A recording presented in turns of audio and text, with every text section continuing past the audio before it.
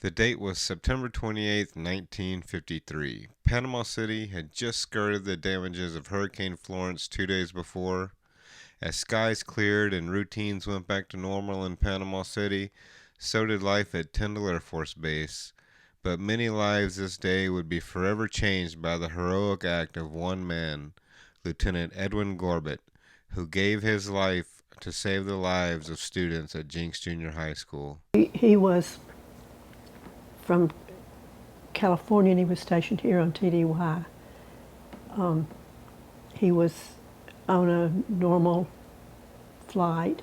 About the time he could start seeing Jinks Junior High School, he developed some engine trouble.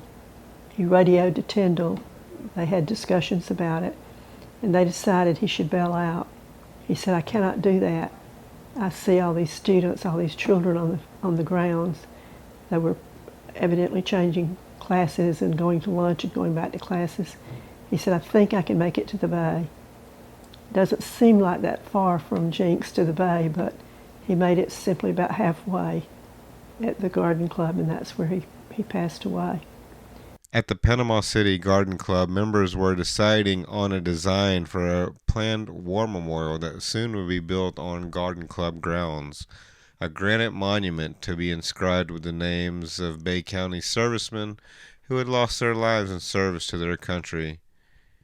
The last remains of Lieutenant Edwin Gorbet and parts of his plane fell on the grounds of the Panama City Garden Club, just a few yards from the spot where the planned memorial would be later. The memorial was eventually created and names were added of Bay County soldiers that were killed in combat throughout the years. 140 names so far from Korea, Vietnam, and the Gulf Wars, and yet one name remained off, Lieutenant Edwin Gorbet's. And this event, when this young pilot crashed and lost his life,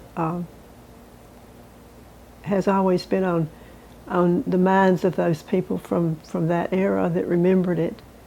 And we had talked occasionally about trying to do something to honor him at the Historical Society, but we weren't able to figure out how to get the money.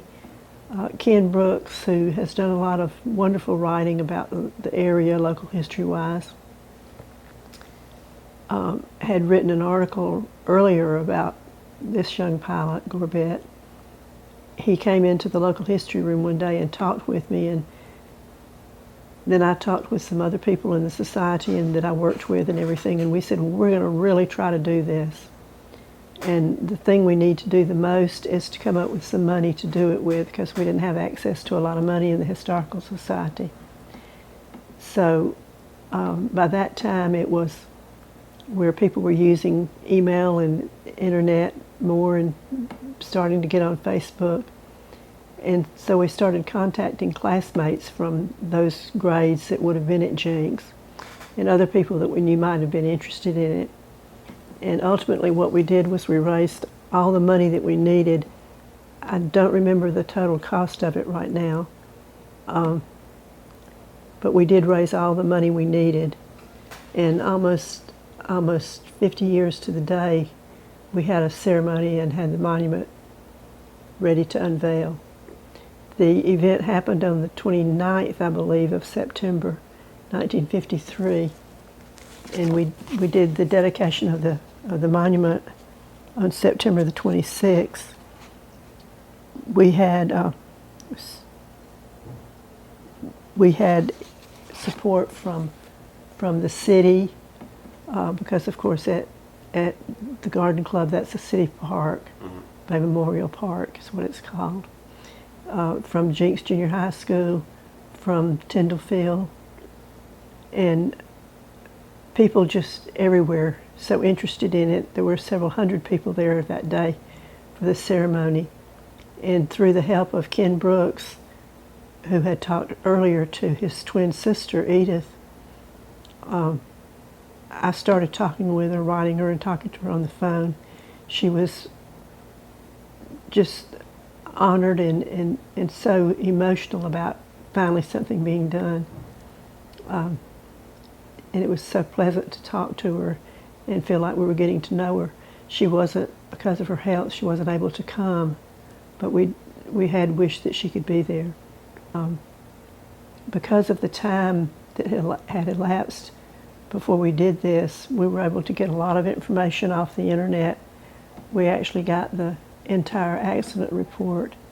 Very upsetting, some of the things that are in it, but there are things that are in it that were helpful because they interviewed the business people around that area and had pictures of where pieces of the airplane had fallen on the campus, and that Mid-South Lumber back then was called Jinks Lumber Company. There were pieces there. Apparently you could hear the explosion for a long way. I believe that I talked earlier about my parents. My father was home for lunch and they were listening to the radio. They heard the explosion and then they heard what had happened. But it was such a privilege to be able to do this.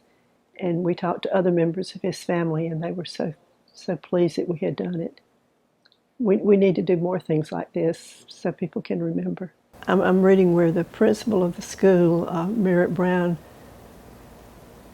was trying to get the students to go back in the school because they were trying to get outside to look at everything. And they were determined to see the big mushroom cloud and spectacular blaze that leaped 3 stories high behind Jinks Lumber Company south of 11th Street.